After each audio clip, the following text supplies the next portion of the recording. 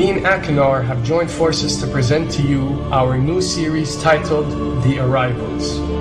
This series is an extremely powerful and unprecedented one, as it is filled with several surprises and extremely important information. It will feature key interviews and great footage aimed at highlighting the bigger picture for you, the viewer.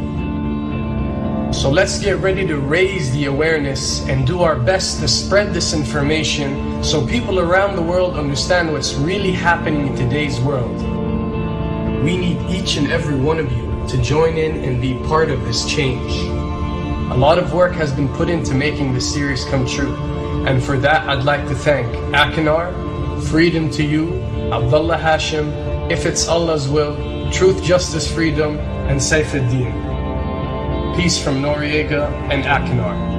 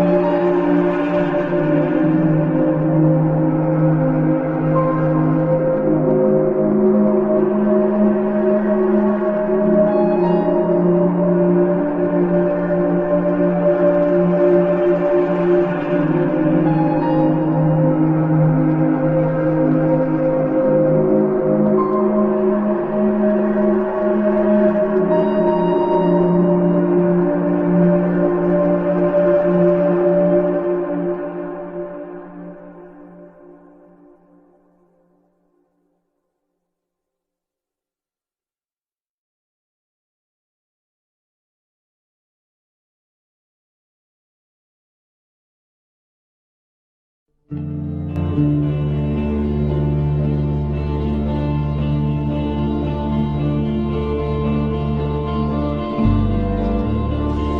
understand why things are built the way they are, you first have to understand the concept of energy.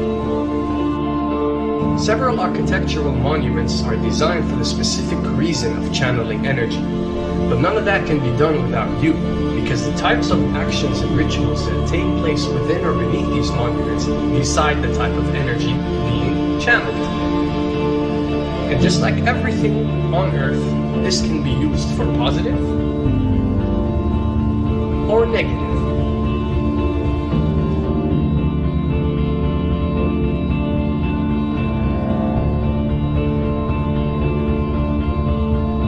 Pyramids, octagons, and domes.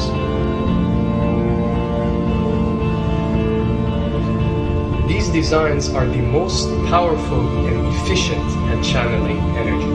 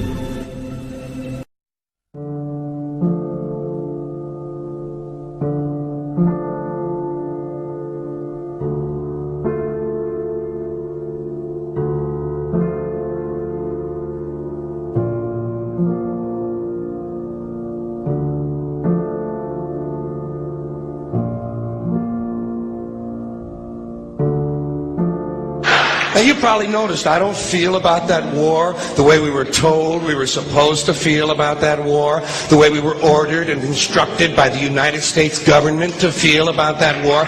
You see, I tell you, my mind doesn't work that way. I got this real moron thing I do. It's called thinking. And I'm not a very good American because I like to form my own opinions. I don't just roll over when I'm told to. Sad to say, most Americans just roll over on command. Not me. I have certain rules I live by. My first rule, I don't believe anything the government tells me. Nothing. Zero. Nope.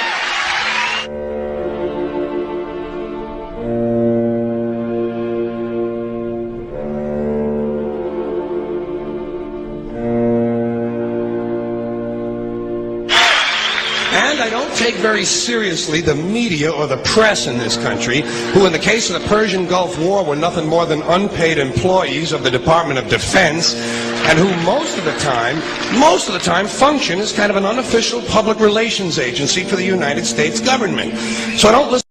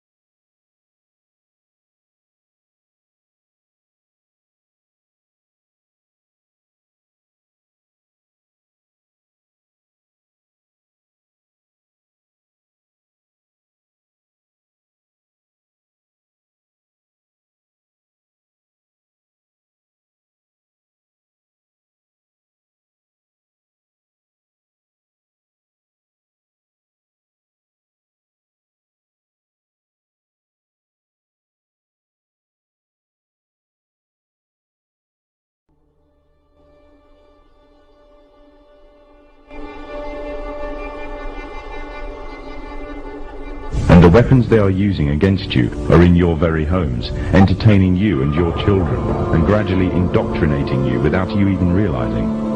In today's society, people are spending more and more time engaged with modern media, television, cinema, computer games, the internet, popular fiction and popular music are an integral part of our lives. Yet these provide a vast expanse on information, which you are taking either consciously or subconsciously into your mind. Information on society ranging from ideals and morals and the difference between right and wrong to the way societies and economies should be structured is passed before you every single day. These media play a significant role in providing the basis for determining an individual's view of the world and everything that exists. Thus, any one group in complete control of this information placed on these media will in effect have the power to indoctrinate practically the entire populace of the world to their way of thinking. And it is this fact that Freemasons are exploiting. The Masons are using the entertainment industry in particular to condition people to their way of thinking, either openly or subliminally. The methods they use vary, but the goal is the same, to impose their beliefs, their ideology and their objectives on you in such a way that you begin to think of them as your own.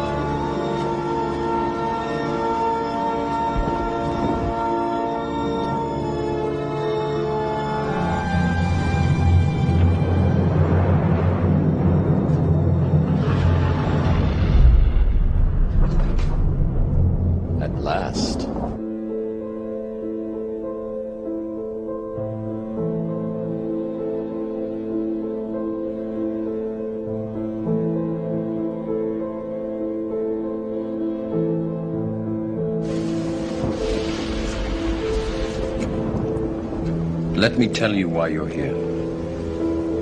You're here because you know something. What you know you can't explain, but you feel it. You felt it your entire life, that there's something wrong with the world. You don't know what it is, but it's there, like a splinter in your mind, driving you mad. It is this feeling that has brought you to me.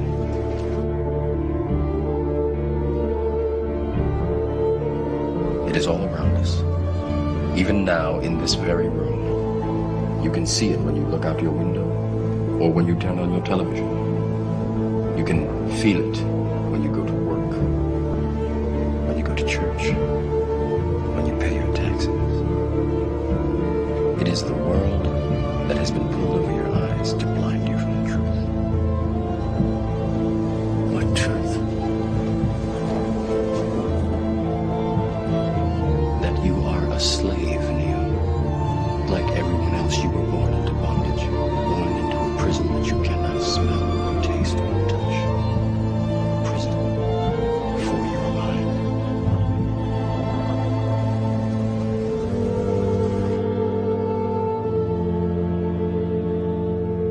If you look at the root word, because Arabic has root words, and the root words have primal meanings which indicate where the semantic field is deriving its meaning from. The word dajjala was a word that the Arabs used when a camel had mange. When it was diseased, they would put pitch over it as a treatment.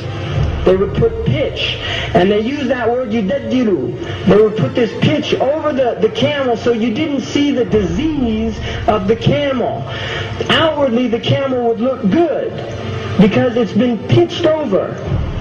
You got that idea? This is the Dajjal is he pitches over the sickness and the disease and makes diseases look good. So the idea of the Dajjal is that the Dajjal will come and tell people in the same way that Isa a.s. told them that the next world is what you should work for, the Dajjal would tell them this world is what you should work for. In the same way that Isa a.s. told them that dunya is gharur, it's a delusion and it will delude you. The Dajjal will tell them the next world is a delusion. You see, like the beer commercial, you only live once, so get all the gusto you can. Right? That's a Budweiser. You only live once, you only go around once, so get all the gusto you can. This is the message of this age. It's a message of deep materialism. It is a message telling people they will be happy through buying things. Buy more and be happy. This is a slogan. Be happy. Don't worry, be happy. Right? The smiley face. And on the back of the dollar bill, there's a seal on this side. It's called the Great Seal of the United States. That's what it's called. It's their seal. Now behind the seal, this is actually what is behind the Great Seal of the United States, is a pyramid with one eye. Now, the one eye is the sun god, Ray, which is where we get the word ray, sun rays. It is the sun god, same Mithraic character, and he shows up again and again.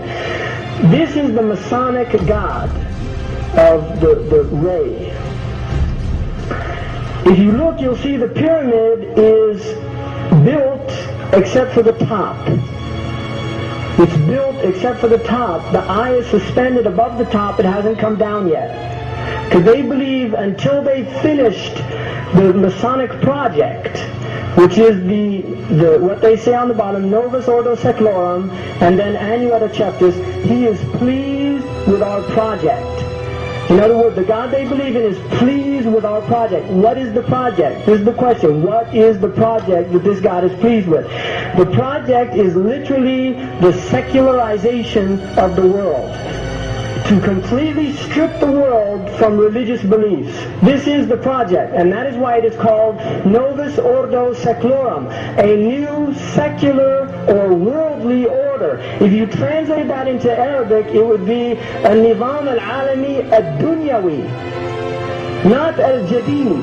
It would be a dunyawi, the new temporal order, the new order of the world.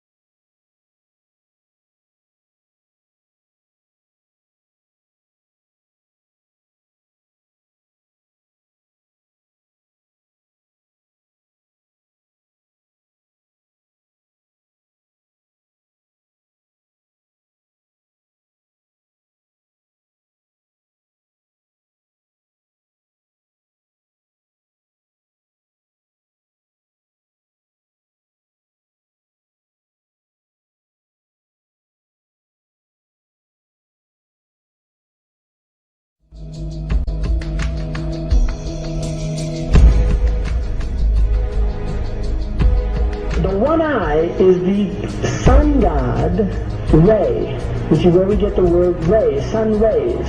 It is the sun god, same Mithraistic character, and he shows up again and again. This is the Masonic god.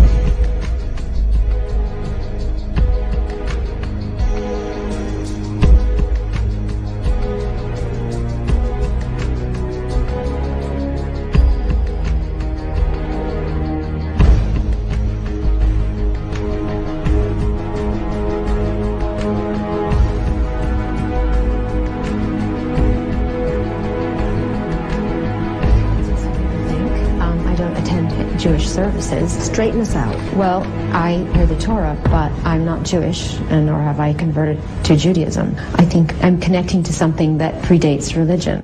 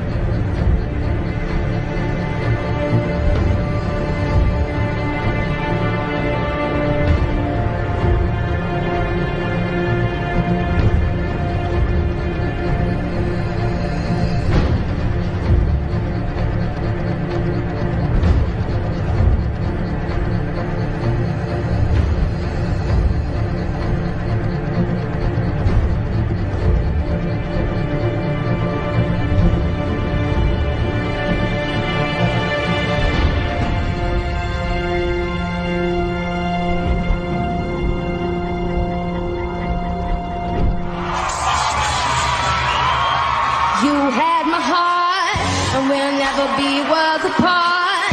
Maybe in magazines, but you still beating star.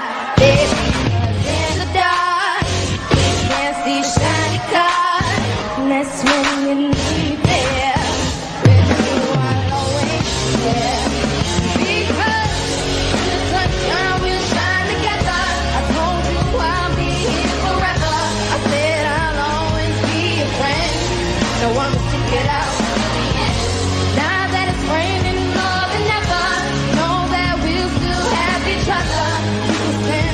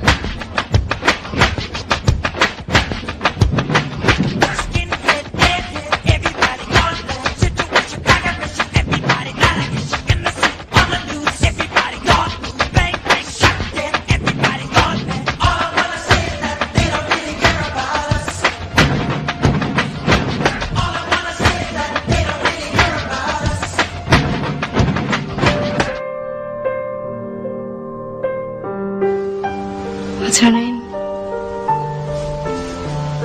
Marley. Her name was Marley.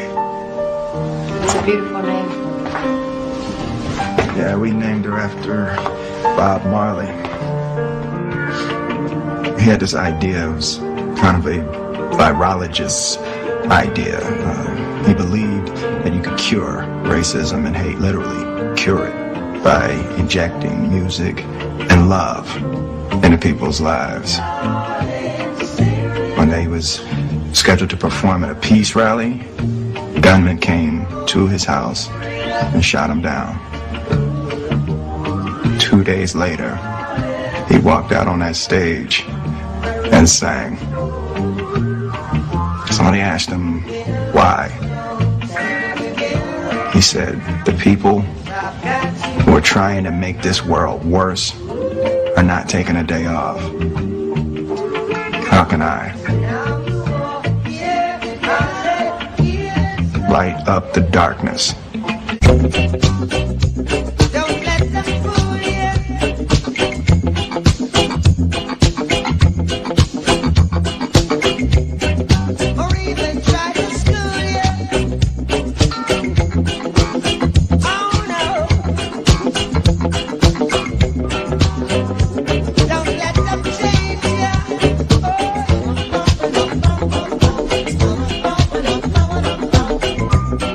Or even rearrange ya.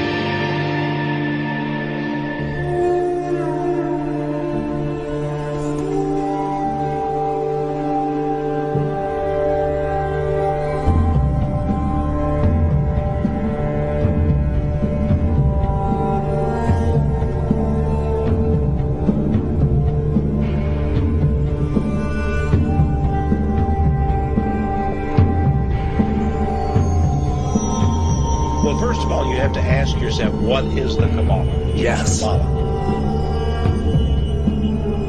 Albert Pike said this about Freemasonry in this very book. He says that Freemasonry is based almost totally on the Kabbalah. Yes. Jewish magic. Yes. And many Jewish rabbis have admitted this, and they say that in all of the rituals of Freemasonry, you will find the Kabbalah. Madonna may have got into it because she likes the magic. She thinks she can get miracles from it. Right. She can enhance her power. Well, she raised to the top. Yeah, she has raised to the top by worshiping, I think, nothing but Lucifer. Yeah. That kiss. The kiss. Because in all of the Kabbalistic secret society rituals, they are based on a foundation of tantra or sexual ritual. Yes.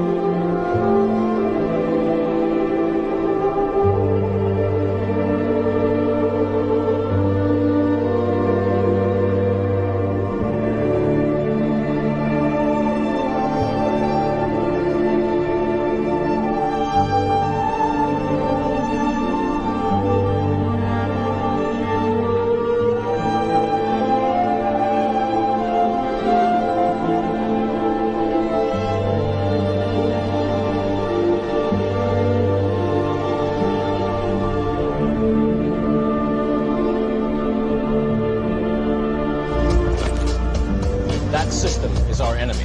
But when you're inside, you look around, what do you see? Businessmen, teachers, lawyers, carpenters, the very minds of the people we are trying to save.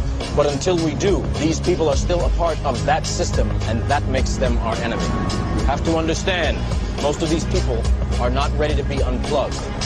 And many of them are so inert, so hopelessly dependent on the system, that they will fight to protect it. Were you listening to me, Neo? Or were you looking at the woman in the red dress? I was... Look again.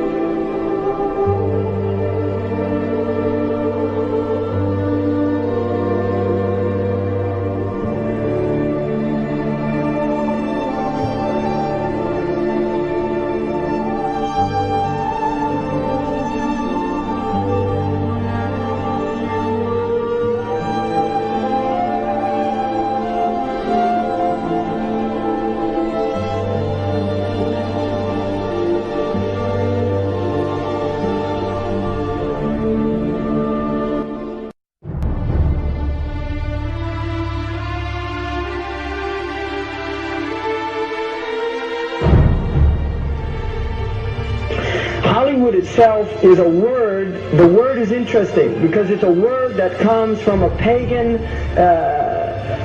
Hollywood is the holy wood, and it was the wood that the magical wands were made out of in the pagan sorcery, magic.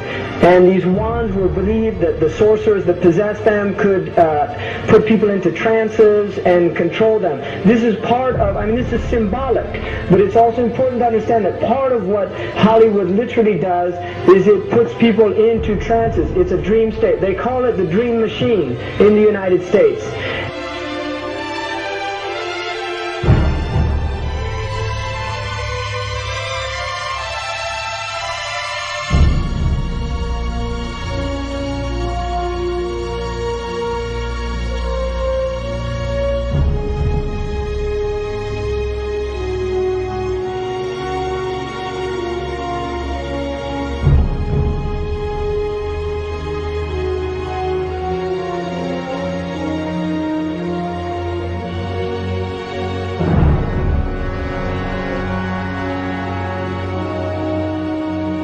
Creates fantasies for people. It puts people into these sleep. Now, one of the things is interesting that in the part of what's done in movie theaters, in darkened rooms where people watch television, is literally a trance.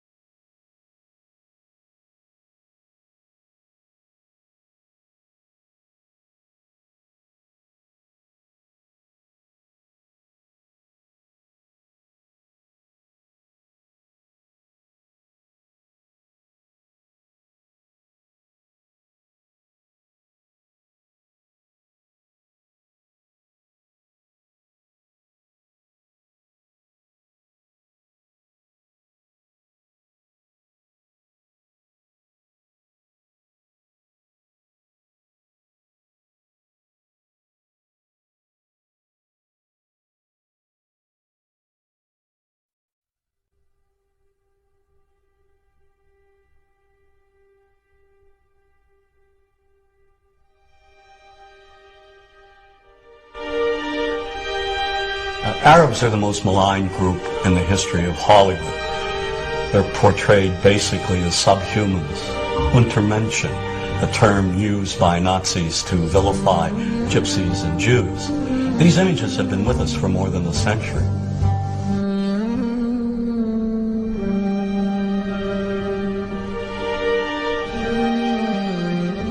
After 30 years, I've looked at how we, particularly when I say we, image makers, have projected Arabs on silver screens. In my latest book, Real Bad Arabs, How Hollywood Vilifies a People, I looked at more than 1,000 films. Films ranging from the earliest, most obscure days of Hollywood to today's biggest blockbuster.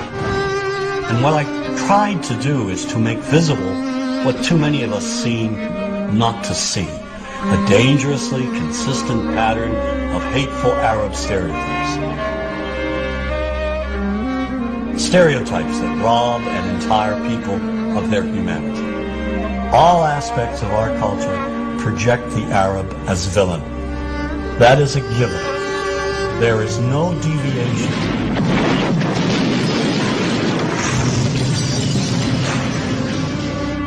We have taken a few structured images and repeated them over and over again. You are hostages of the Holy Freedom Bible. Whether one lives in Paducah, Kentucky or Wood River, Illinois, we know basically the same thing. Listen to the sound, Jesus, of our God. We know the mythology, namely Hollywood's images of Arabs. Yesteryear's Arab land is today's Arab land. The Arab is one-dimensional caricature, cartoon cutouts used by filmmakers as stock villains and as comic relief. And so over and over we see Arabs in movies portrayed as buffoons, their only purpose being to deliver cheap laughs. You see this in the Joey Heatherton film, The Happy Hooker Goes to Washington. Every night I was forced to perform unspeakable acts with circumcised dogs. Oh, dogs are better than sheep. They're cleaner, I know, I've tried both. The stereotype has become so widespread that it's become invisible to people, and the reason being is that we've all grown up with these images. Just look at television. We now have TV shows telling us that, in addition to the Arab terrorists over there, American Arabs over here are also terrorists. Then there's Showtime's Sleeper Cell. Here, a sinister network of Islamic groups operates on American street corners. Any homeless man could be part of this network.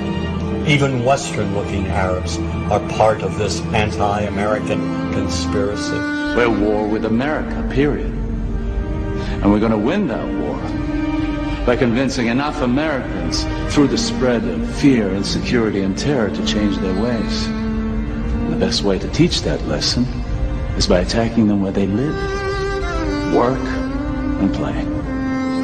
And this paranoia runs deep. So when innocent Arabs are killed, when they're bombed, maimed, wounded, when they're tortured in places like Abu Ghraib, is it really any surprise that we don't feel any compassion? Or worse, make light of it? This is no different than what happens at the Skull and Bones initiation, and we're going to ruin people's lives over it, and we're going to hamper our military effort. You ever heard of emotional release? You ever heard of need to blow some steam off?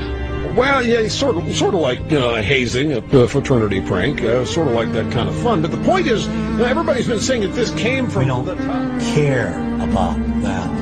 We've been preconditioned to think that those innocent civilians, clones of Al Qaeda and Saddam Hussein, are one and the same, and do not merit our sympathy, our understanding. And that's very dangerous.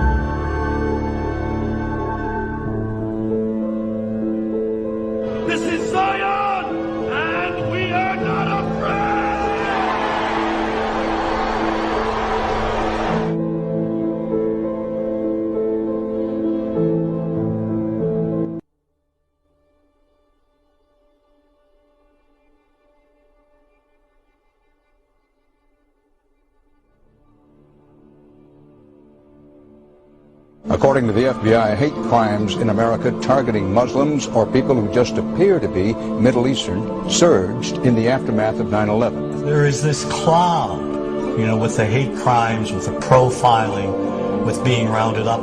Again, I think this illustrates the power of film, that in spite of the reality, in spite of the material that we know to be true, we still embrace the mythology. The mythology is still a part of our psyches. Stereotypes take a long time to wither away. And for many of us, we're comfortable with our prejudices. We don't want to change. We've grown accustomed to this face.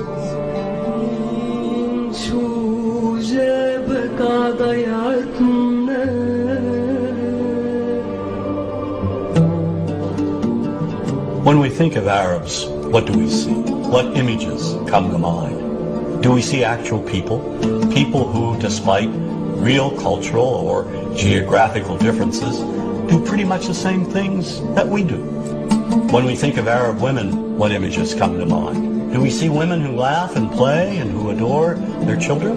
Women who work in the home as well as outside? Would it come as a surprise to know that in many Arab countries, a majority of college students are actually women?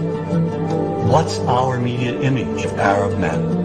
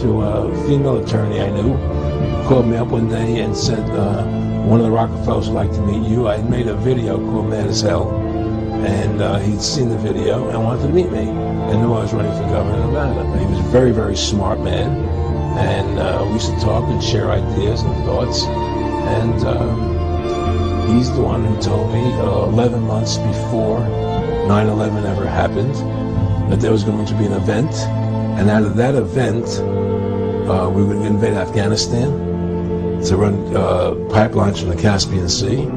We were going to invade Iraq.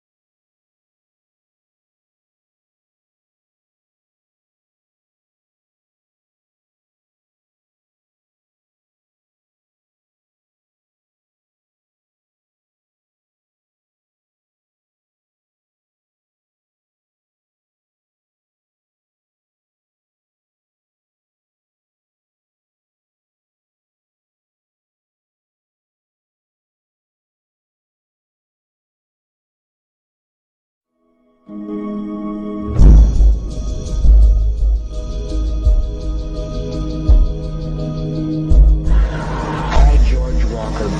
George Walker Bush, do solemnly swear that I will faithfully execute the office of President of the United States the office of President of the United States and will to the best of my ability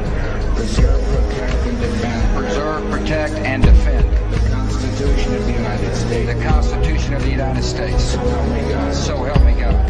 Congratulations.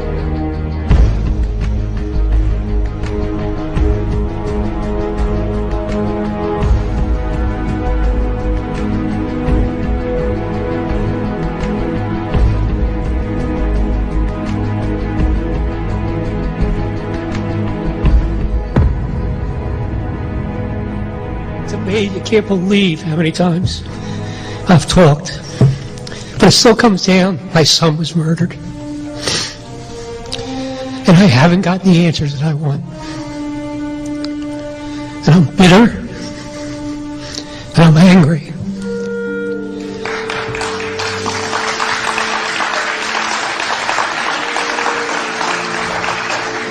So that's why it makes it very difficult. It's tough, like, you know, I talk to so many people, and so many people are rational, and they really have great answers. And this is a fault of mine. And one of the positive things is I bring passion to this.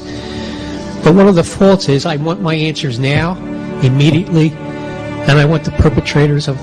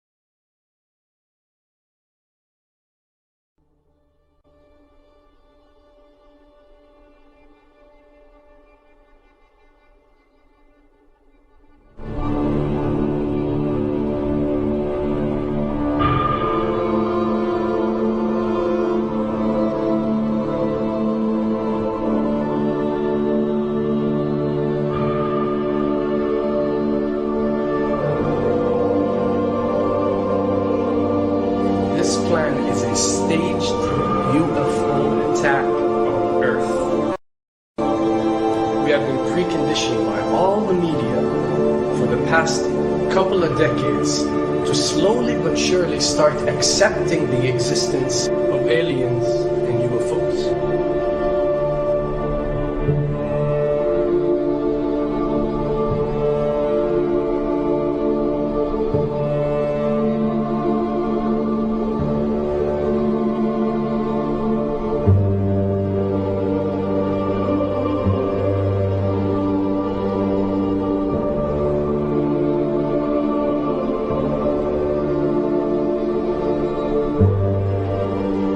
I can tell you right now that 99% of every UFO sighting that has ever taken place has actually not been an unidentified flying object, because this has always been military technologies.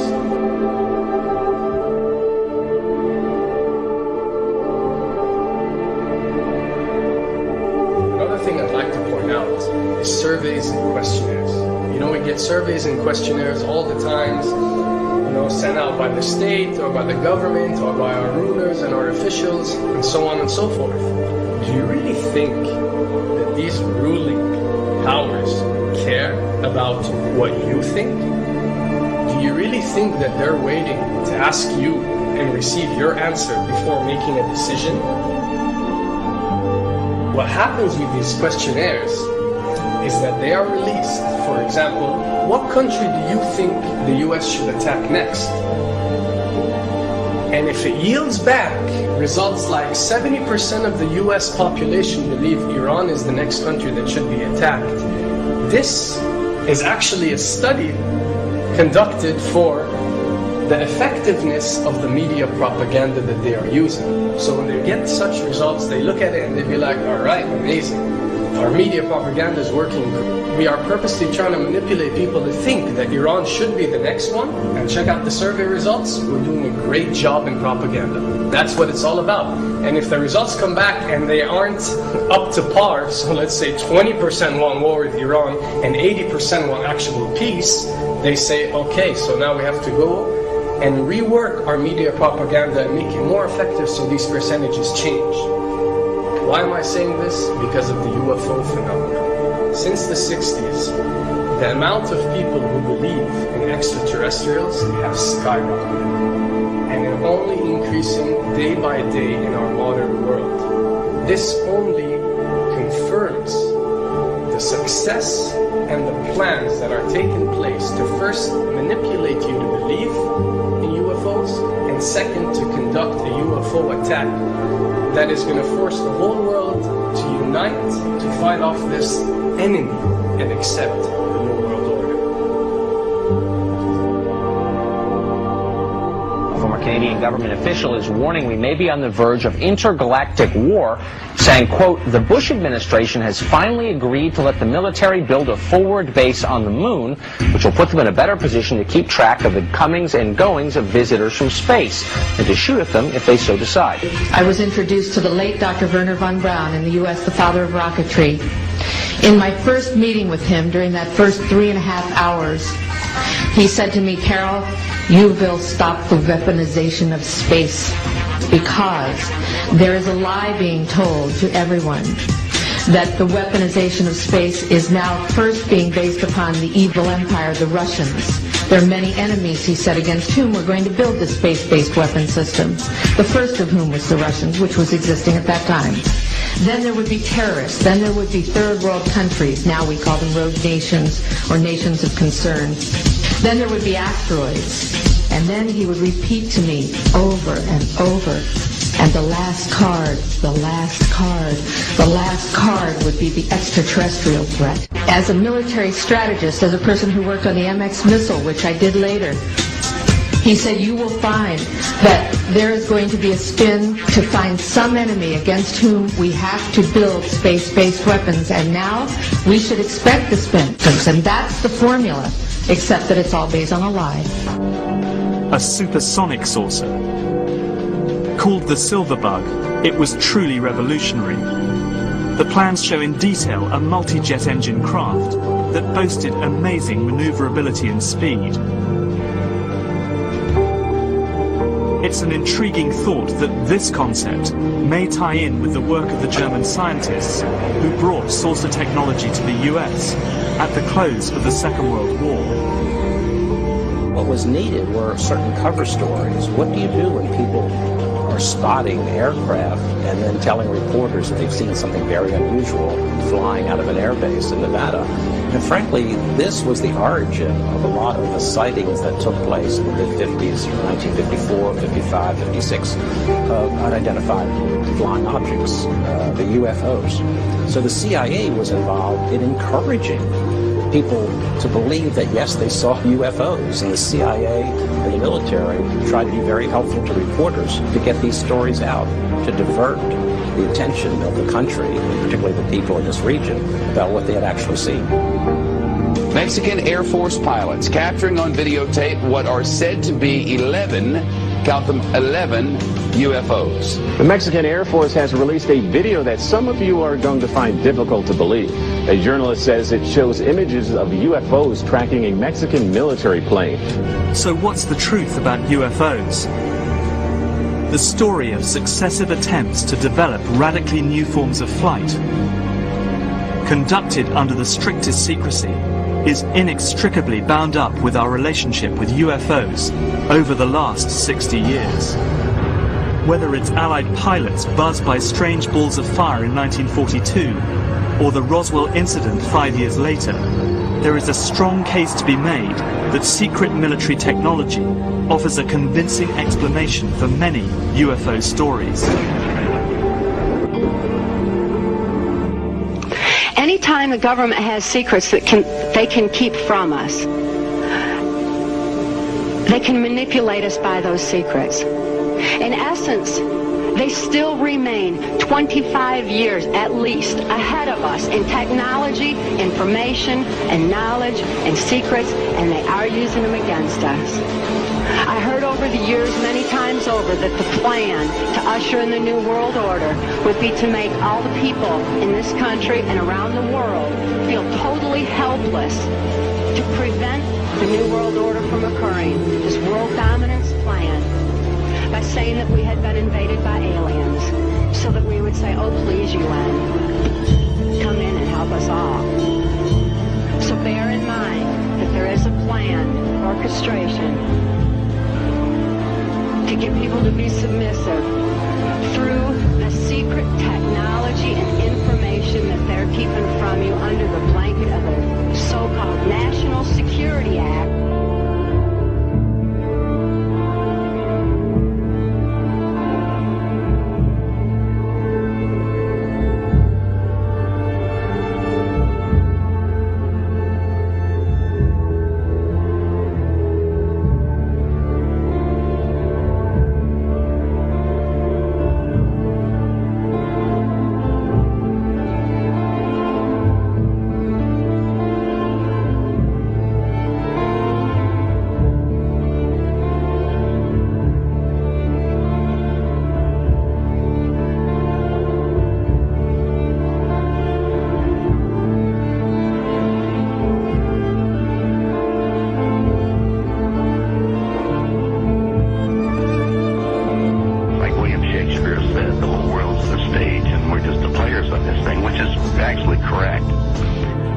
Perhaps we need some outside universal threat to make us recognize this common bound. I occasionally think how quickly our differences worldwide would vanish if we were facing an alien threat from outside this world.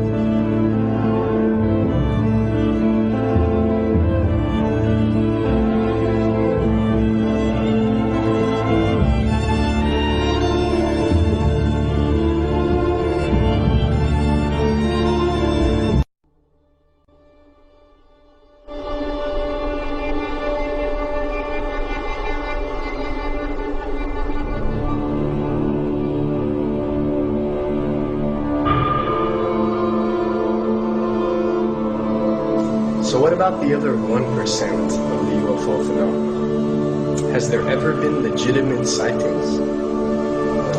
As promised, we're going to cover this 1% in a future episode, but I'll share with you something a wise man once shared with me. Before we should start focusing on dealing with problems outside our world, we should first focus on solving the problems within our world.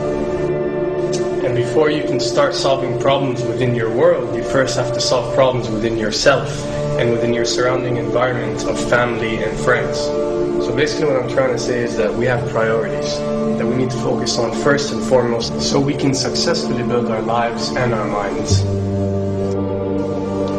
Now, it's no secret that the difference between what the government knows about UFOs and aliens and what is shared or released to the public is extremely enormous. And unfortunately, governments and several organizations on Earth are taking advantage of the UFO phenomenon to achieve worldly agendas.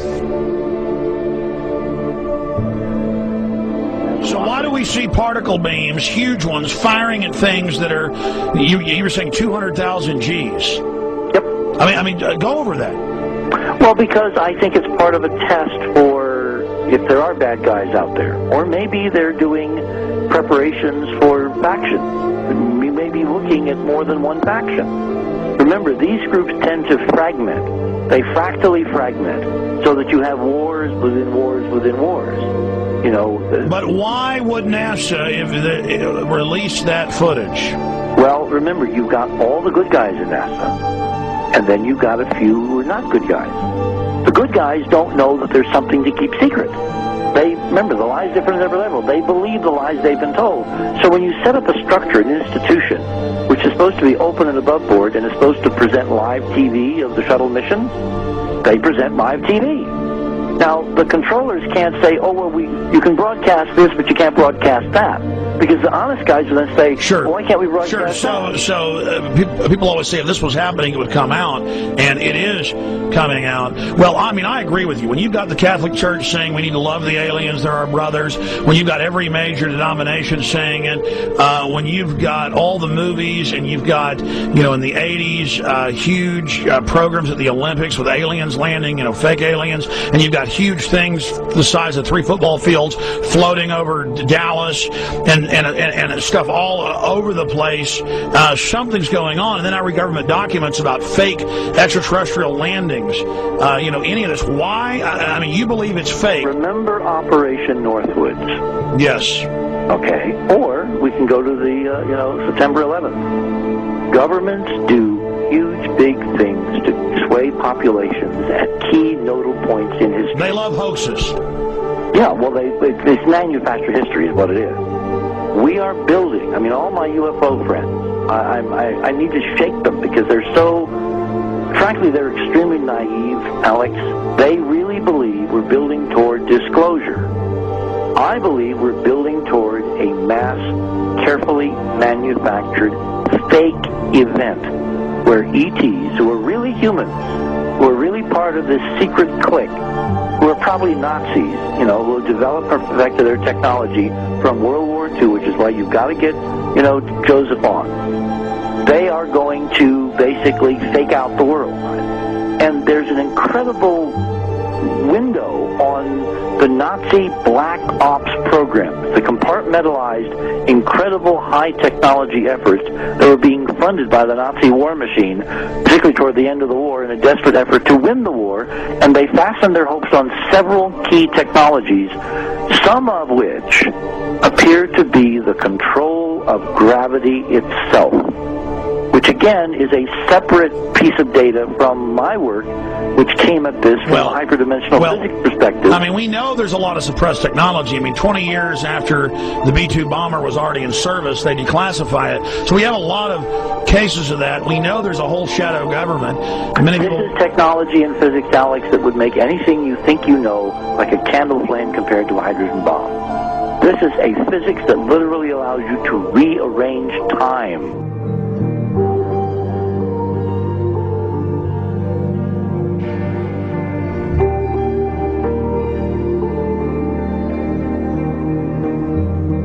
But imagine you've got all these compartments in these pyramids within pyramids of compartmentalization. That's why that's the New World Order symbol.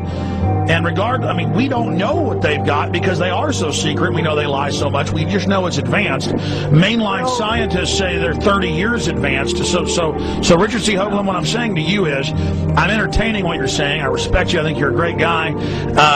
My only issue is, like you said, dealing with what we know they could be up to. The fact, Alex, we have done experiments. We have our own data. We have experiments now from the Soviet Union.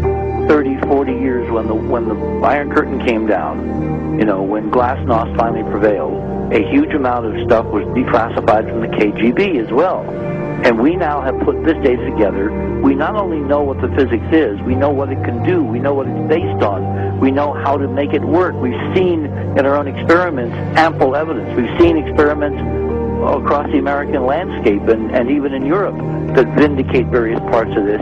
And the latest thing I'm working on, it looks like von Braun himself was deeply involved in some of this early physics experimentation, but they're keeping all the good stuff for themselves. The reason is that if we got access to the good stuff, if we got access to the technologies, the energy, we wouldn't be worried about $4, $5 a gallon gas or $10 a gallon gas. We would live like people are supposed to live, all 6 billion of us who could live lightly on the earth, Alex, with this technology. And live longer. And live longer. Absolutely, and better. And you could live to 200-300 and have the virility of your 20s and 30s. There's extraordinary medical breakthroughs. There's extraordinary physics breakthroughs, technology breakthroughs, energy. It's all been kept away. Think about it. We're already on a planet hurtling through space, all these wonders around you, and you've been taught it's bizarre to question, and that's because there's so many kooks in the alternative movement who do talk about ridiculous, Hollywood-style green men, instead of really looking at the shadow government and all these crazy secret societies that are admittedly running NASA and the shadow government. Now, ladies and gentlemen, during this talk that I'm going to give you, I'm going to explain to you the history of this phenomenon, who the secret government really is, and I will name them by name. Beginning group, the study group. I will tell you who they are today. I'm going to tell you what this is all about. I'm going to tell you who's selling drugs to your children. And I'm going to tell you why the United States government is afraid for you to find out what the truth is regarding UFOs.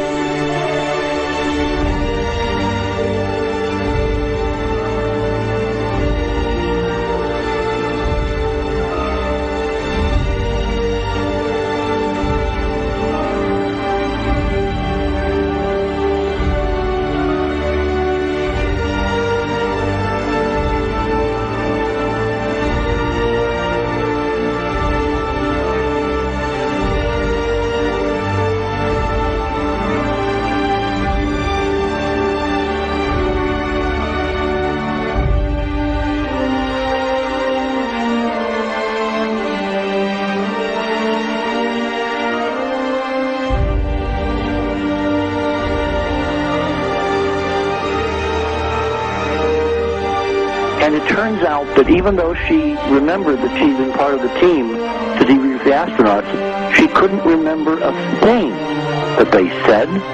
She couldn't remember why she no longer was working with NASA.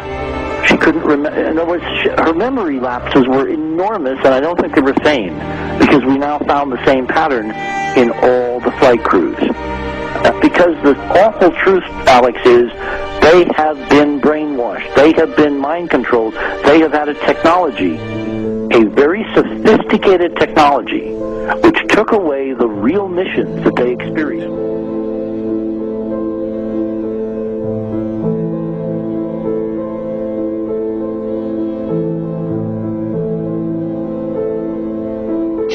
Sorry.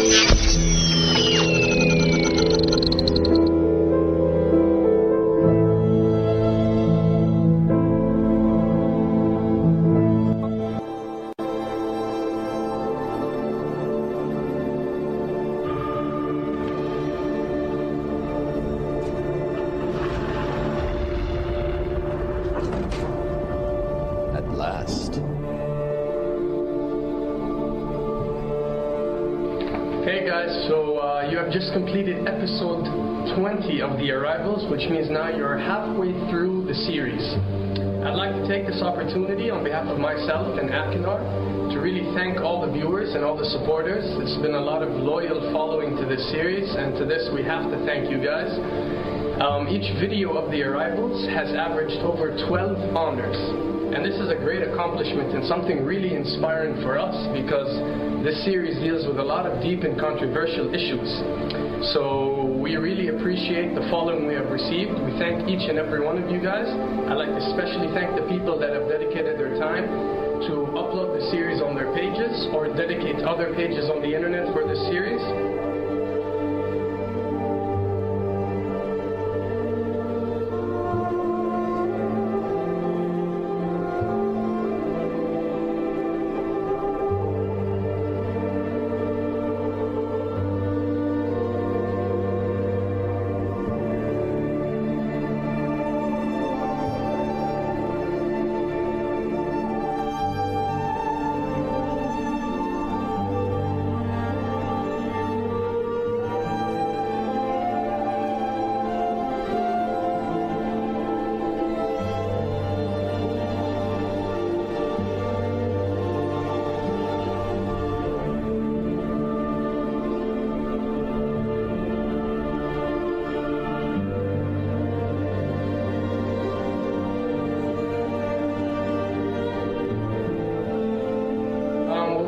to do so far is basically remove the blindfolds that have been placed over your eyes with the first 20 episodes.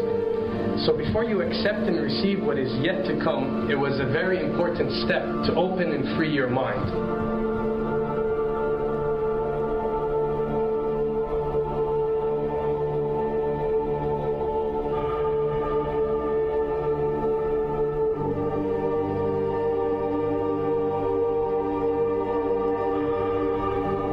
And now that you can see, and now that you can understand what's going on, you're going to be able to accept what is yet to come.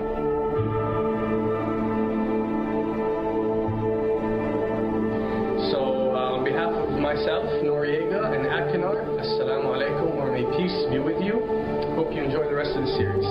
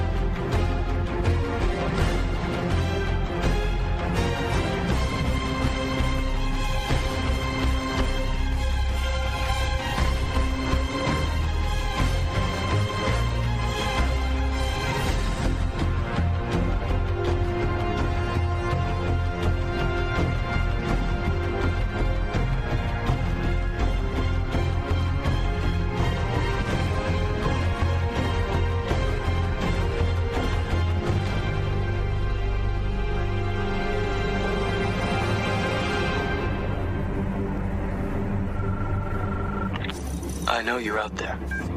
I can feel you now. I know that you're afraid. You're afraid of us. You're afraid of change. I don't know the future. I didn't come here to tell you how this is going to end. I came here to tell you how it's going to begin. I'm going to hang up this phone, and then I'm going to show these people what you don't want them to see. I'm going to show them a world without you. A world without rules and controls, without borders or boundaries. A world where anything is possible. Where we go from there is a choice I leave to you.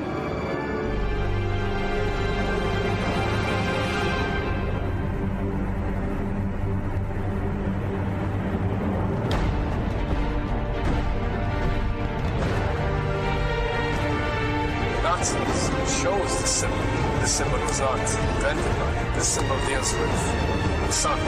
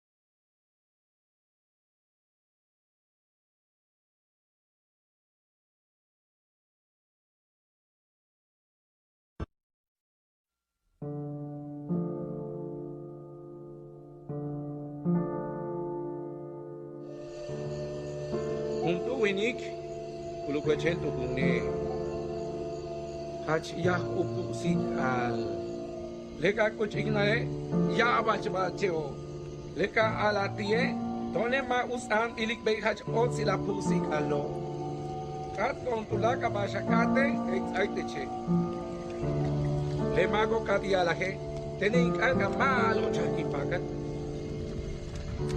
le chomo tuyala im exaiteche pakat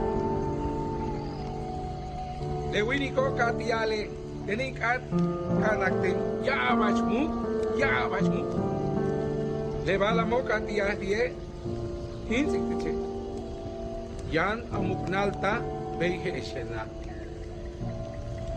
katso katiatu katene inkat utsakishiwo lekano tunuka en ingwe sikte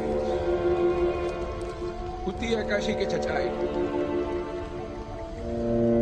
lekatso utsabanya ba cholo de maka lekapino la tum beora lulun kabe uyokel ya baal le tune keho katuya la he weishan ine sarki le to kashnuko ma delle marca dingila twitch le un eba ma tunah ne le betik uyahta musikalo yanubin ukat yetel uchaik balo leluma yanukinu yaitie leyan tsaite che chok tsaite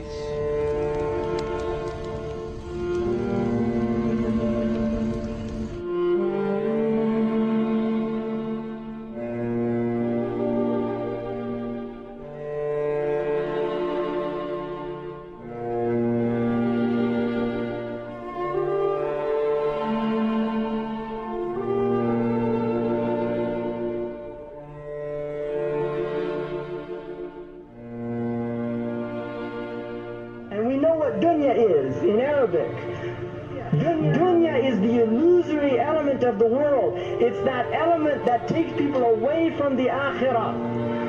And this is shaitan's game. Shaitan's game is to take people away. Shaitana means to make distant. Dunya is near. He makes us feel that dunya is what is close, not akhirah.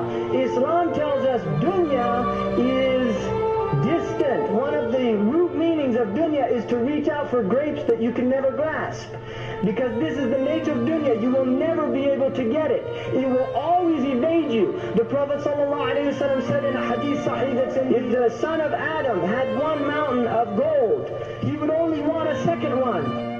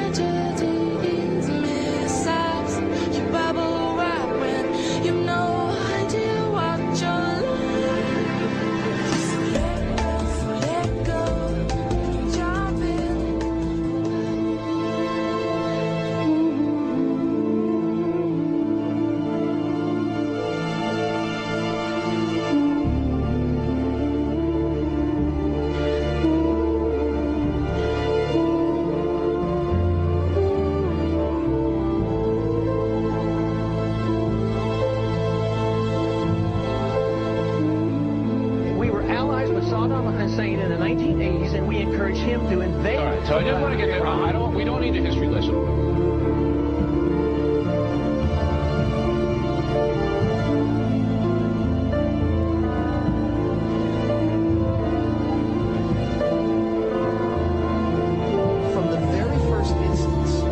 About Iraq. Everybody else thought that grew out of 9/11.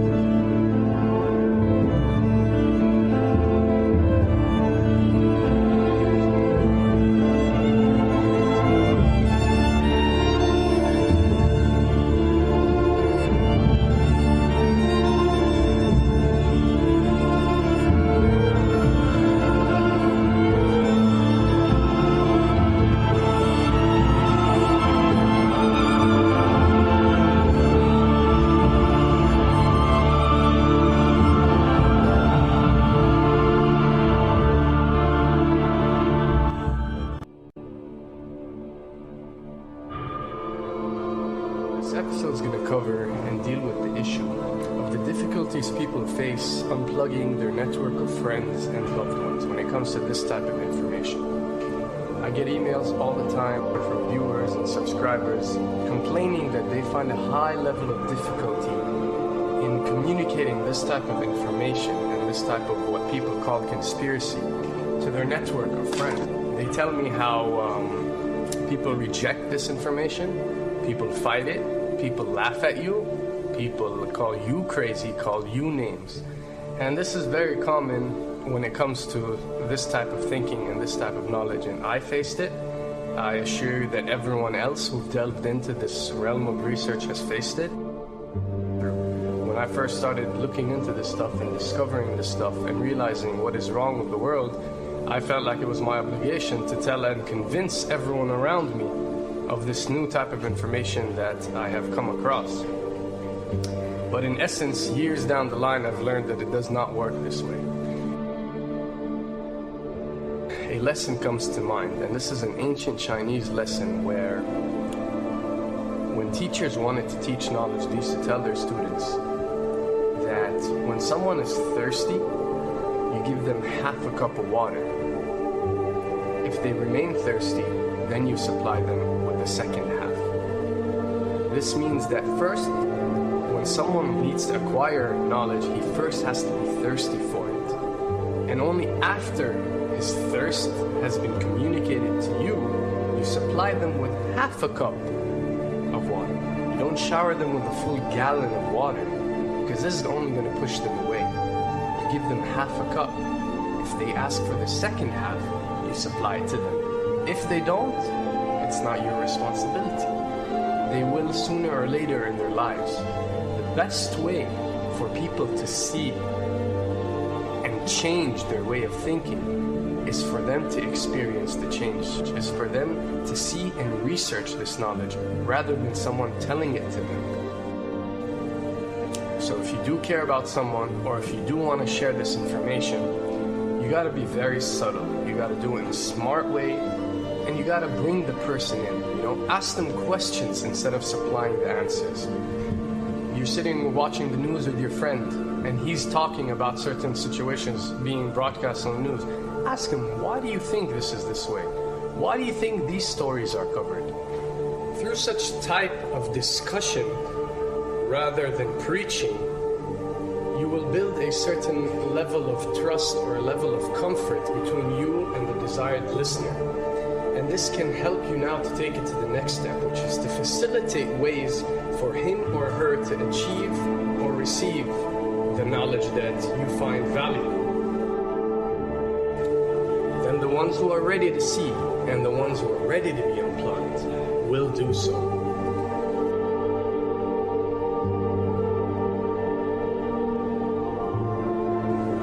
Why does this happen? Why would people reject such knowledge? Why would people fight such knowledge? Why would people attack you? Well, it happens most definitely for one of the following reasons.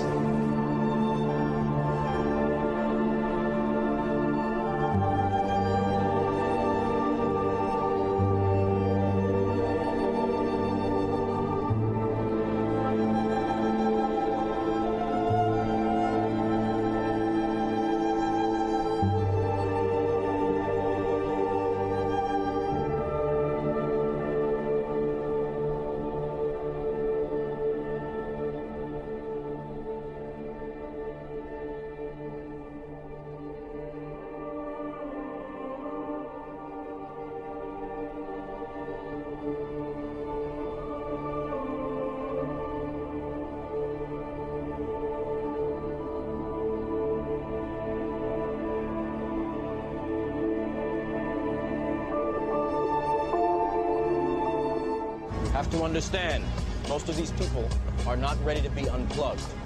And many of them are so inert, so hopelessly dependent on the system that they will fight to protect it.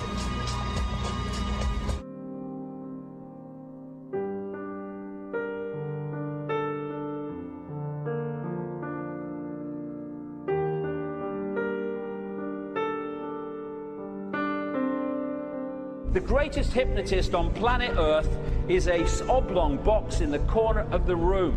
It is constantly telling us what to believe is real.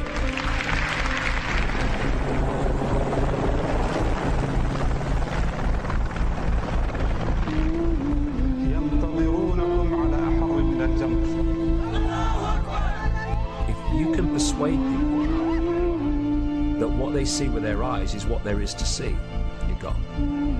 Because they'll laugh in the face of an explanation that portrays the bigger picture of what's happening. And they have.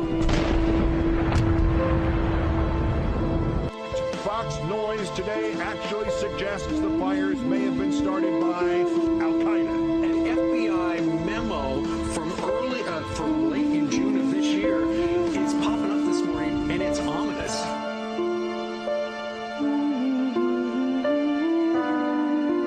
Oppose this vital tool in the war on terror need to answer a simple question. Which of the attacks I have just described would they prefer we had not stopped?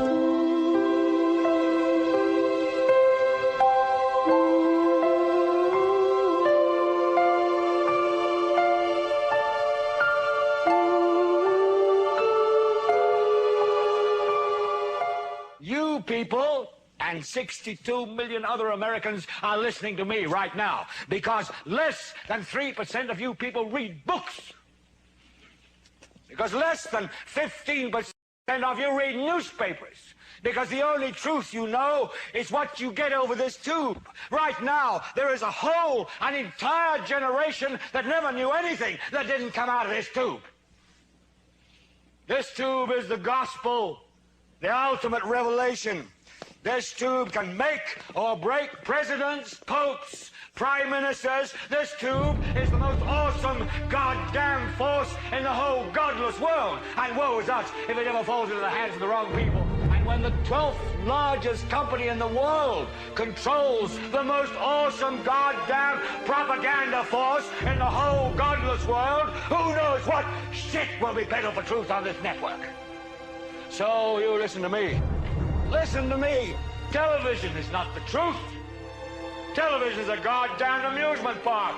Television is a circus, a carnival, a traveling troupe of acrobats, storytellers, dancers, singers, jugglers, sideshow freaks, lion tamers, and football players. We're in the boredom-killing business. So if you want the truth, go to God. Go to your gurus. Go to yourself. Because that's the only place you're ever going to find any real truth. Man, you're never going to get any truth from us.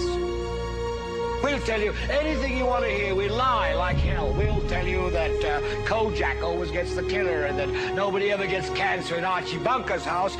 And no matter how much trouble the hero is in, don't worry, just look at your watch. At the end of the hour, he's going to win. We'll tell you any shit you want to hear. We deal in illusions, man. None of it is true. But you people sit there day after day, night after night, all ages, colors, creeds. We're all you know. You're beginning to believe the illusions we're spinning here. You're beginning to think that the tube is reality and that your own lives are unreal. You do whatever the tube tells you. You dress like the tube. You eat like the tube. You raise your children like the tube. You even think like the tube. This is mass madness, you maniacs. In God's name, you people are the real thing. We are the illusion. So turn off your television sets. Turn them off now. Turn them off right now. Turn them off and leave them off. Turn them off right in the middle of the sentence I'm speaking to you now. Turn them off.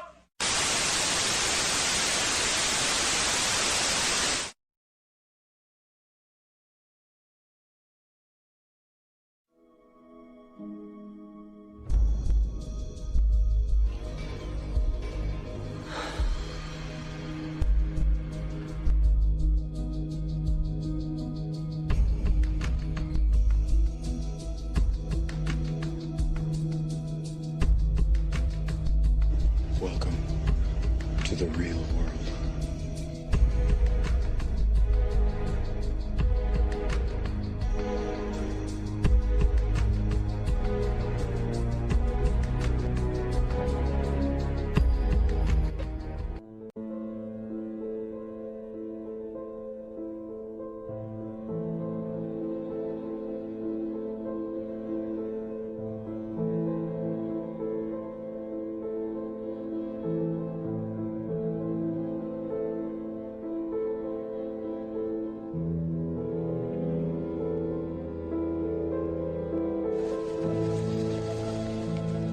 This is your last chance.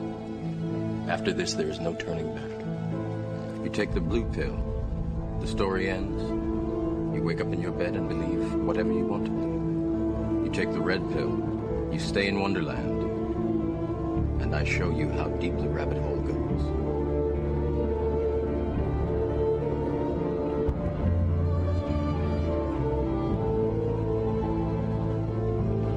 Remember, all I'm offering is the truth, nothing more.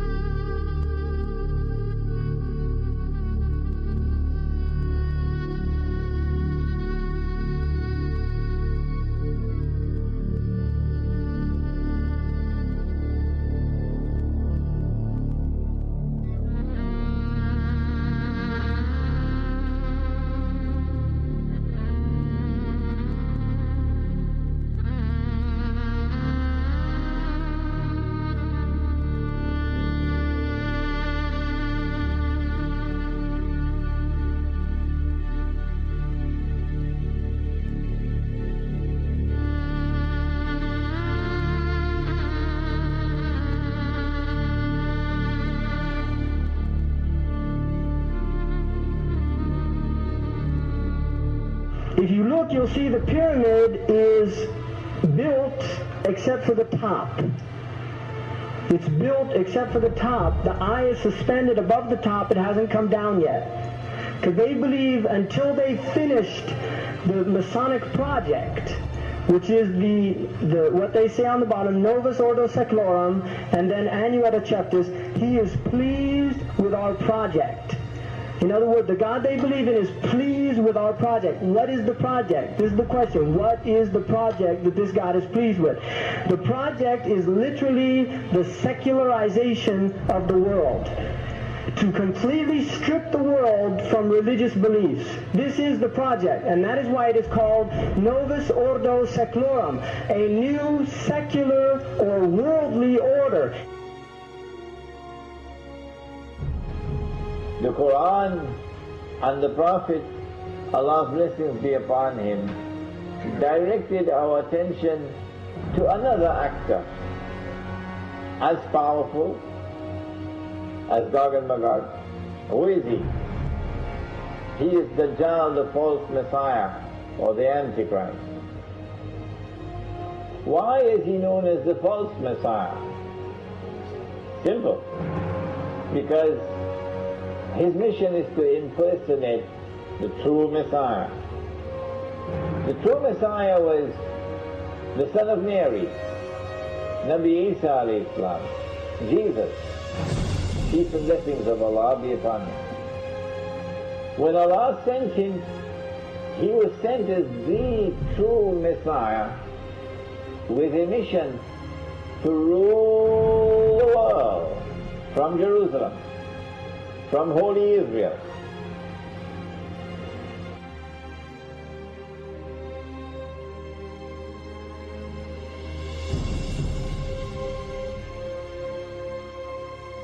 And so Dajjal is close to the completion of his mission. The Messenger of Allah, Nabi Muhammad alayhi salatu wasalam, informed us of the release of Dajjal into the world during his lifetime. During his lifetime. He went on to say that when Dajjal is released into the world, he would live on earth for 40 days. One day like a year, one day like a month, one day like a week, and the rest of his days like your days.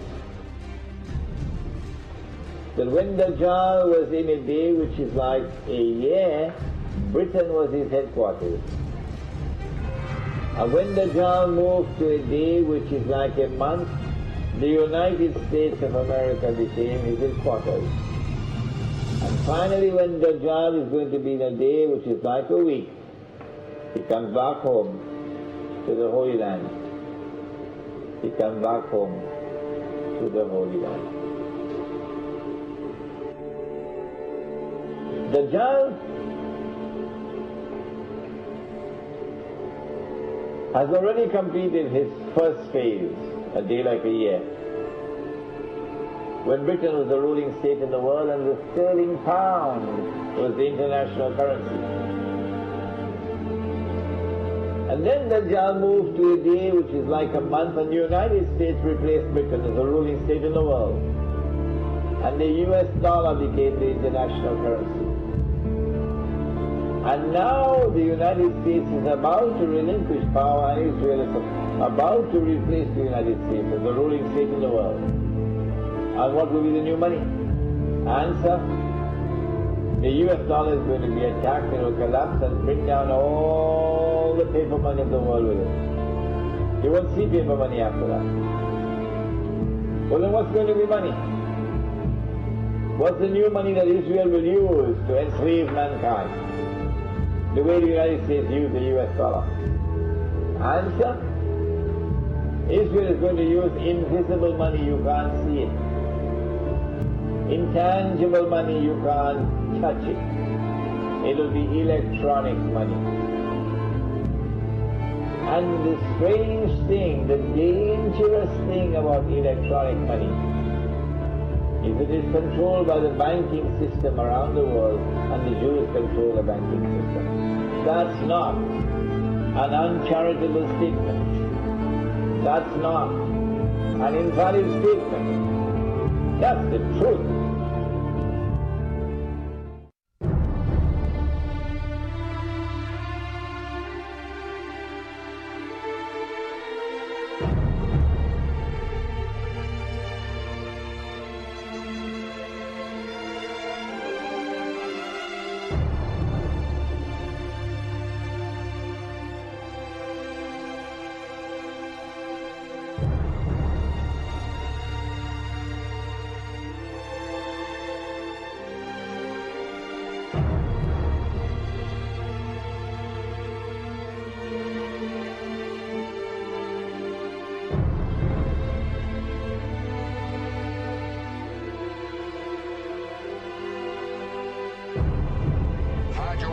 Do solemnly swear. Do solemnly swear. That I will faithfully execute. That I will faithfully execute. The offices of the Indian.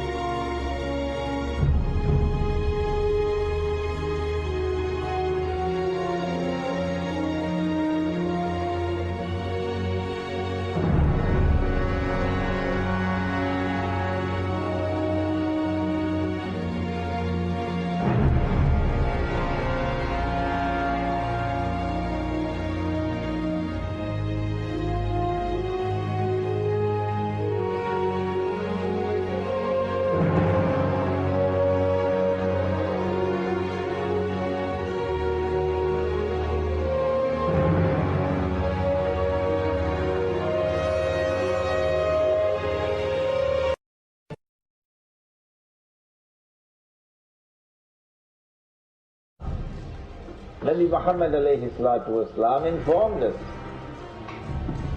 of the release of Dajjal into the world during his lifetime. During his lifetime. He went on to say that when Dajjal is released into the world, he would live on earth for 40 days. One day like a year, one day like a month, one day like a week, and the rest of his days like your days.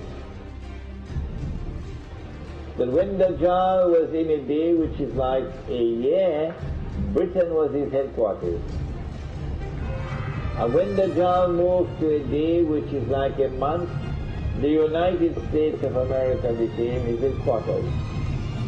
And finally, when Dajjal is going to be in a day which is like a week, he comes back home to the Holy Land. He comes back home to the Holy Land.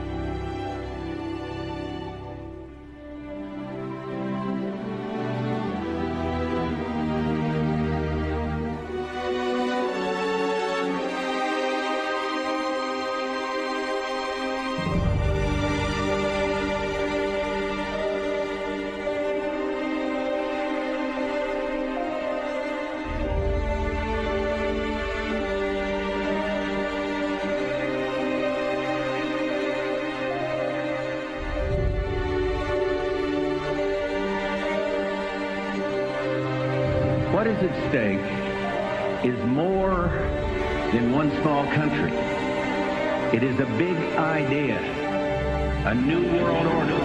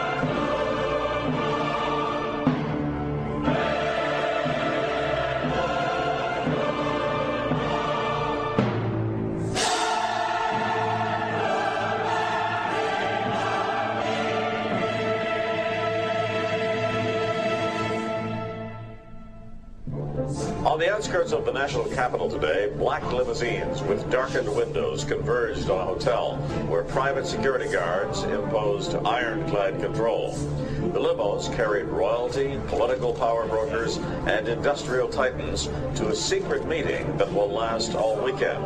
It's known as the Bilderberg Group. Could their objective be world domination?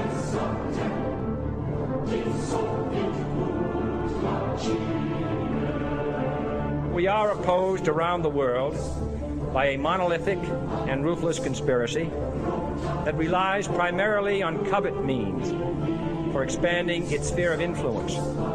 It is a system which has conscripted vast human and material resources into the building of a tightly knit, highly efficient machine that combines military, diplomatic, intelligence, economic, scientific, and political operations.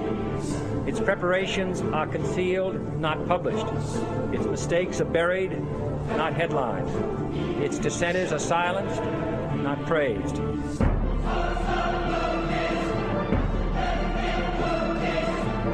Out of these troubled times, our fifth objective, a new world order, can emerge, a new era.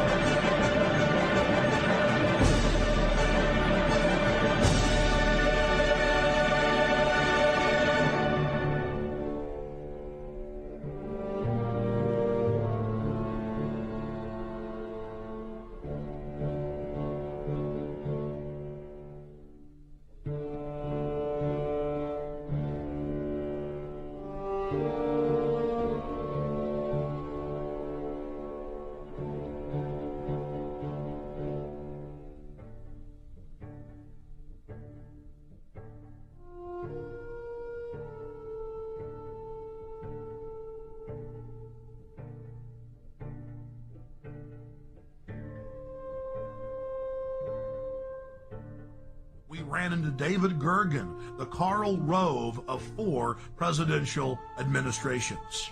Okay, one last question. I read a Washington Times article many years ago where you had a comment about the organization, and then now it's been in the Wall Street Journal, it's been in a lot of different newspapers, and that's the Bohemian Grove. And then you countered them by saying, hey, I don't run around in the woods naked. What did that mean? Here is the before-mentioned Washington Times article where he said, I didn't run around naked like they do. I don't know what quote you're referring to. I'm not aware of any quote like that. Listen, I am a happy member of the Bohemian Grove. I like the folks who come there, and it's really inappropriate for me to talk about the group beyond that. Thank you. Have you been there for the ceremony with the cremation of care? Frankly, I don't think that's something I need to talk to you about. Really? That's right. Well, I'm Alex Jones, and I snuck in there in 2000. I'm the guy that blew it wide open and got the video. It's been on national TV. Well, I just respect you for that. You do? I do.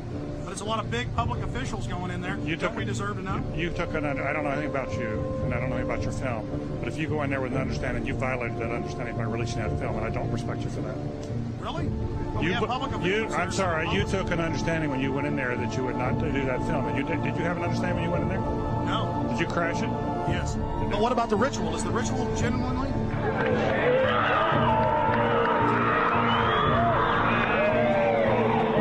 Thank you, and goodbye. The ritual? It's none of your damn business. Oh. Look how strangely he behaved when we brought it up. Why is he acting so secretive? Why did he get so angry when he discovered that we snuck in? See, they take it very, very seriously. This is one of the hallmarks of the occult and secret societies. The word occult means secret. Secrecy is part of their religion. They revel in it. And when it's violated, they become extremely angry.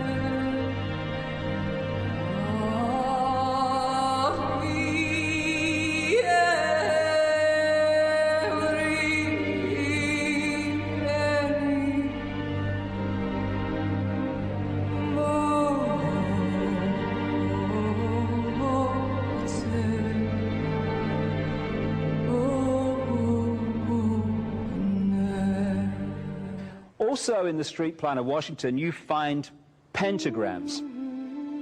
So here we have two pentagrams in the street plan of Washington. The top one points into the Capitol building, and the one at the bottom points into the White House. This is a political building, so we're told. In fact, it's a temple to a secret society, built by the Freemasons to a specific design, Congress, the Congress building. Where did it get its name from? Capitol Hill, from a sacred place of the Roman Brotherhood going way back called Capitoline Hill. And when Madeleine Albright, high priestess of this brotherhood, became Secretary of State, and she went across on her first overseas visit to Europe, she actually went to Rome and made an official visit, what for her would have been a pilgrimage to Capitoline Hill in Rome, and that's where we get Capitol Hill from. This is George Washington. In the last century, they decided they didn't have a decent statue of George, so instead of getting an American to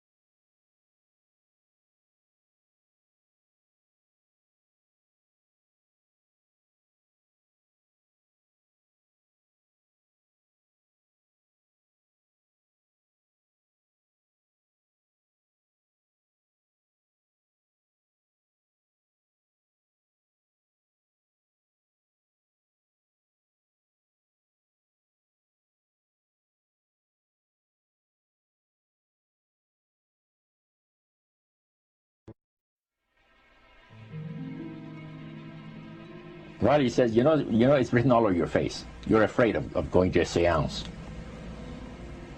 But he says, I know you. He says, you're going to come. And then he started telling me how brave I was when I was aboard ship, you know, different things. He says, you're not the same man. You're changed. You're chicken. That's all I needed to hear. I said, when do we go to a seance? So one Saturday evening, we were in the place. It was the very first time. Very beautiful place. The medium was a lady. She had a gorgeous new home in Montreal.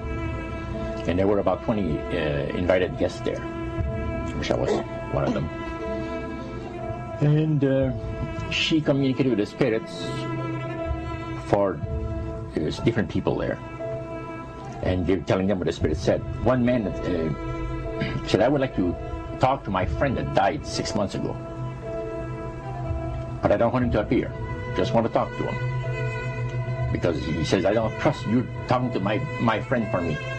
So the medium says, let me inquire of the spirit. Yeah, the spirit will talk with you. And that big masculine voice was heard in the place. It says, hi, Frank. It's nice of you to ask for me to talk with you. And they had a little chat. And after it was over, Frank says, this is the greatest thing on earth, to be able to talk with the spirits of the dead. Then the medium said, we have a very special surprise tonight for you people. A spirit will manifest itself openly here in a few minutes.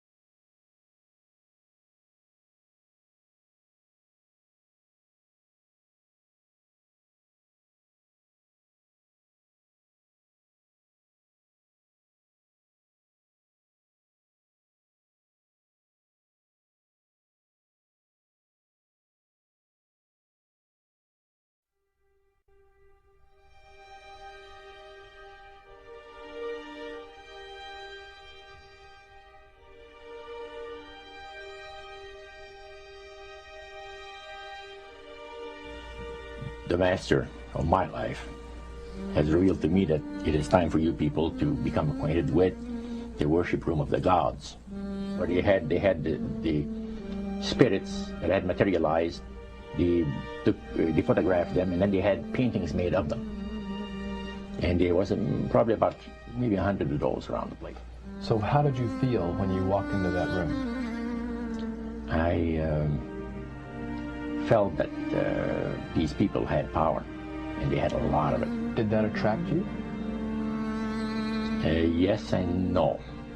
You had mixed feelings about it? I had mixed feelings about it. Yeah. Because to a certain extent, things looked so good and sounded so good to us. But you see, I'd been brought up in a Christian home. My dad says, well, you know, if you get involved in wrongdoing, you're going to have to pay the price. There's always a cost for everything in this world. So this thought kept creeping to my mind. Just how far you go with these spirits before we start paying the price. So it made you just a little bit nervous. Oh, yes. But yet you kept going back. Oh, there was no way out. Because that's what we're told. You knew at that time. Yeah. So you were moving forward more on fear. More on fear, yes. Because the high priest said that the master had special plans for us in our lives. And that no one ever went into this society unless they were invited by the spirits.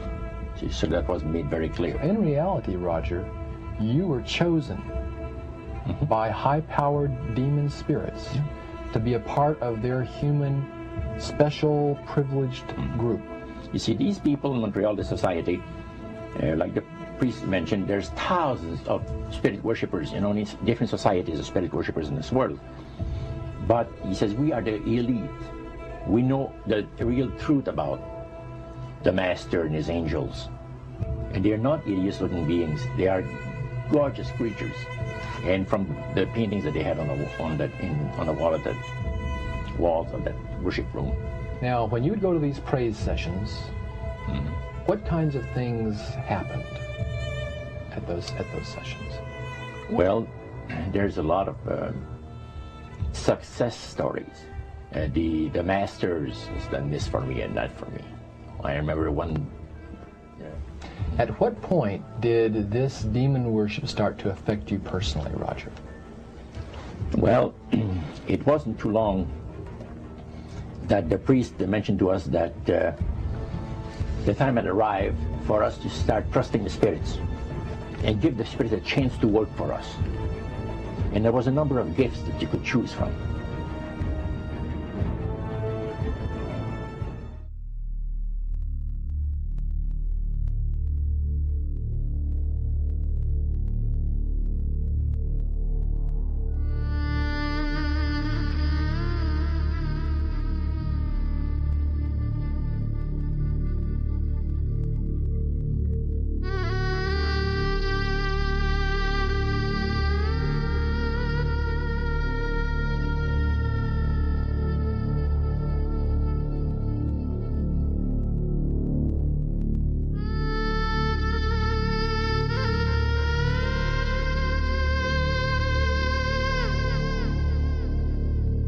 في ناس بس في بيروت وفي لبنان ناس بيتكلموا كبار قوي يعني سمعت والله اعلم يعني ما بحبش افهم بيقول لك بيجيبوا حاجه الماده السيف الاحمر دي ماده غاليه جدا جدا جدا بيحضروها وبيجيبوها معاهم بيحضروا جن يطلع لهم جن عامل زي الجن الاحمر كده نار في وشه ومش عارف ايه وبيطلع الجن دوت بيديلهم طلباتهم وياخد منهم الزئبق الاحمر ده يشربه. ده اخر معلومات عنه.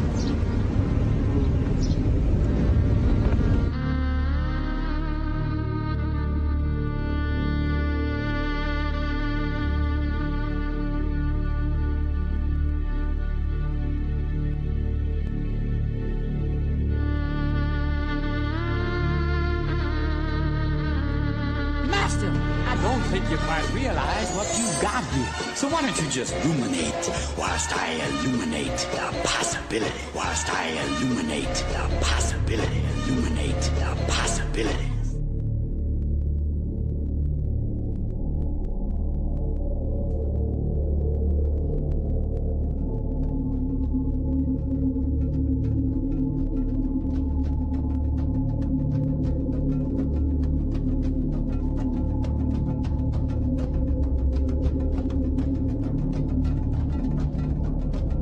That the priest mentioned to us that the time had arrived for us to start trusting the spirits and give the spirits a chance to work for us. And there was a number of gifts that you could choose from. Well, Alibaba had them 40 thieves. Scheherazade had 1,000 tales. But master, you in luck, 'cause up your sleeves you got a brand of magic never fails. You got some power in your corner now. Some heavy ammunition in your camp. You got some punch to dance. Job, who and house. All you gotta do is rub that lamp. And I'll say, Mr. Lancer, what will your pleasure be? Let me take your order, jot it down. You ain't never had a friend like me.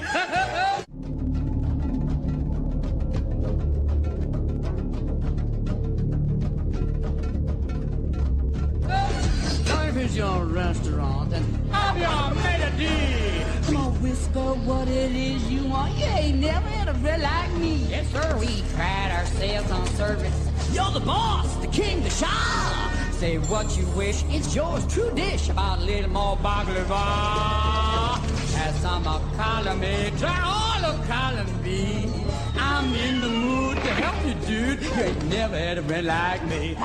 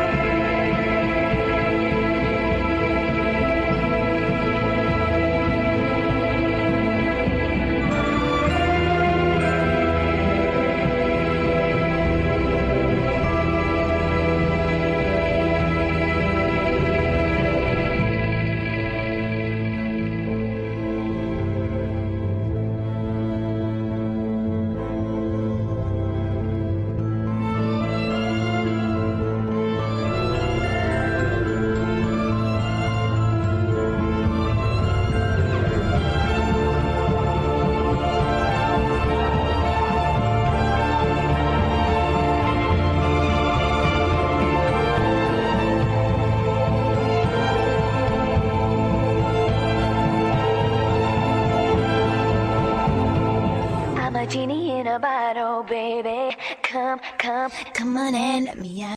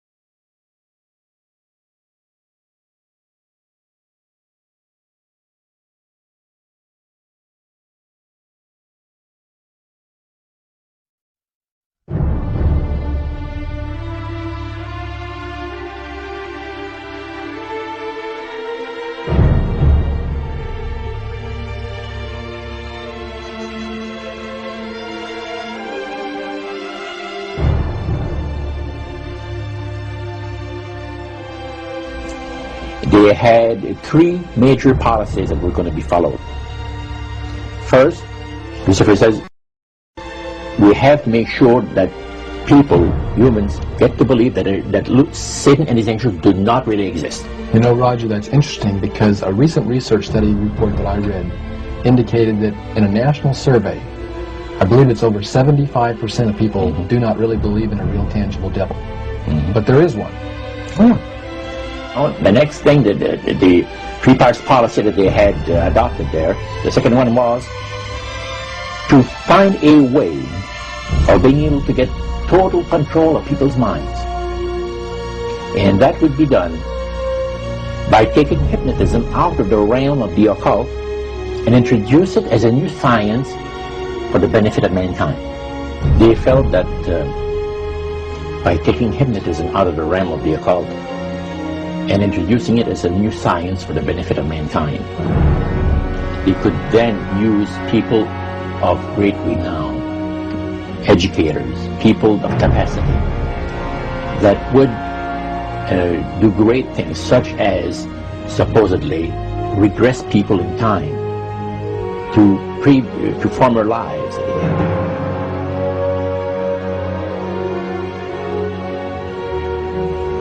And of course, after the session is over, the person would not know a thing about ancient history.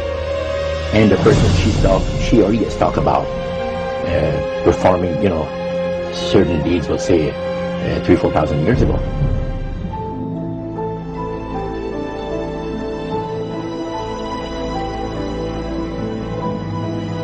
But this was their strategy. Now, what this would do for the thing is this, that it would create in the minds of the general public, solidly set in the mind of the general public, an unwavering trust in that great deception. So now this would be a way of de-Christianizing the Western world through the avenue of mysticism. The three things were, number one, that they did not want Satan did not want the human family to think that he or his angels existed. Right. The second point that you made had to do with taking control of people's minds. That's right. The third point was what? Was to destroy the Bible without burning it. Okay. See? And what was his strategy on that? On that,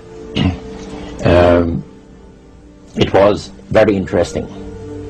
Because after the Great General Council,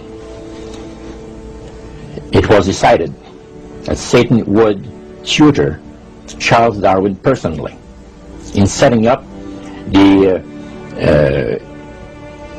principles of his theories of evolution. He was tutored by Lucifer himself, fallen Lucifer. And at that time, it was understood, Satan and his spirit counselors understood, that if a person was led to believe in the theory of evolution, it would, in his life, destroy completely the creation week of the Bible, the fall of man, and final redemption. It would do away with it. Anyone that teaches a theory of evolution is considered to be a minister of a great religious system. And he said that every teacher of that theory is recognized by the spirits as a person of great value. He and receives a very special unction from Satan himself, giving great power to induce spiritual blindness, to convince and convert. Three capacities.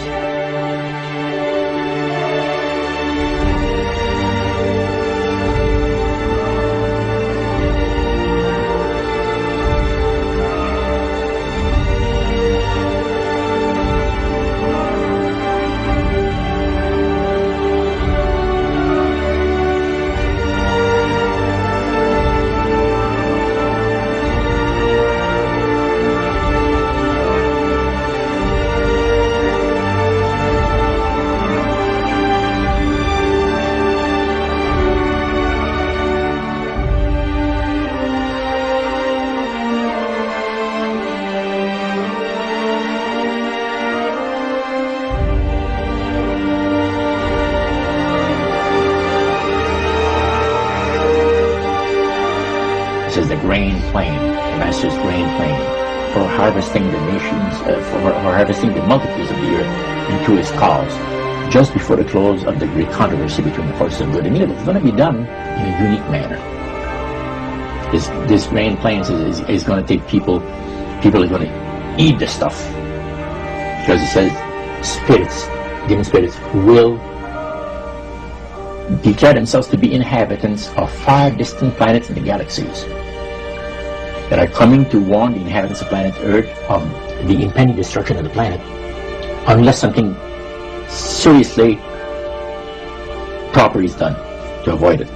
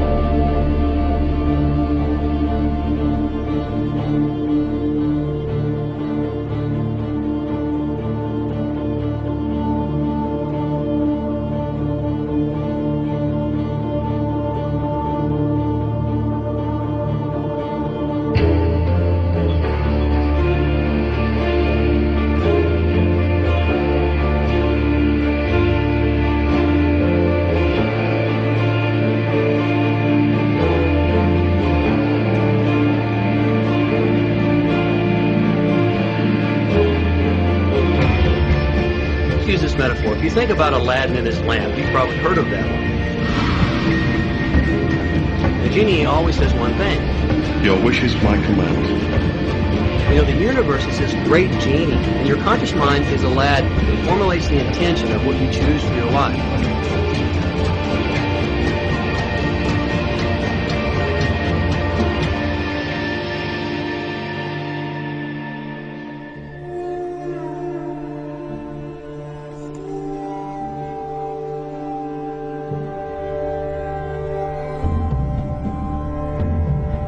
At the very heart and core of all these secret societies lurks the Kabbalah.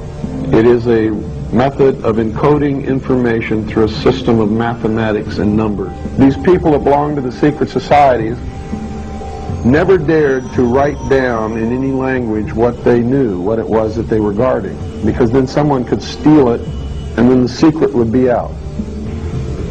So they took this knowledge and they made it occult through a system of encoding, encryption, one of which is mathematics, numbers. Another is architecture. Everybody wonder, why do they have a fraternal organization called the Freemasons? Aren't those the guys that build walls? You bet they do. But every wall they build contains the secrets that have been kept and maintained throughout the ages, and it's encoded in the architecture and in the measurements of the buildings and in the mathematical formulas used to derive the geometry, the shape, the length and breadth and height of rooms. It's all encoded there.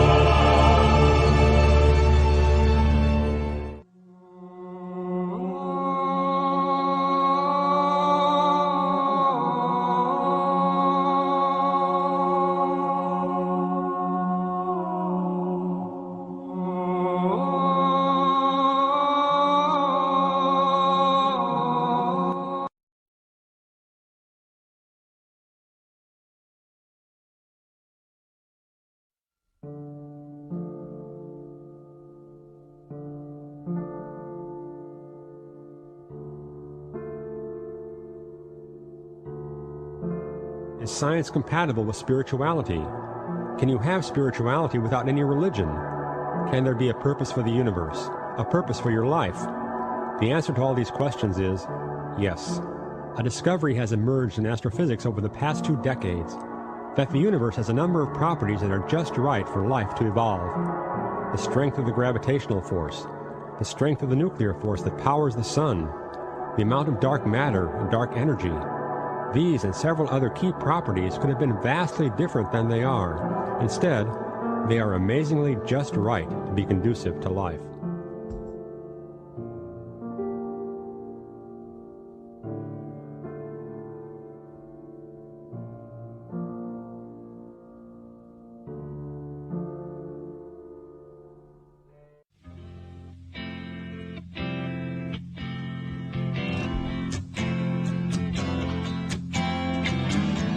Sinking like stones, all that we fall for. Homes, places we've grown, all of us are done for. And we live in a beautiful world. Yeah, we do, yeah, we do. We live in a beautiful world.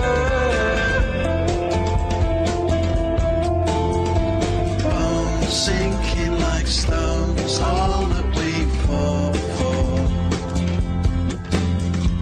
Homes, places we've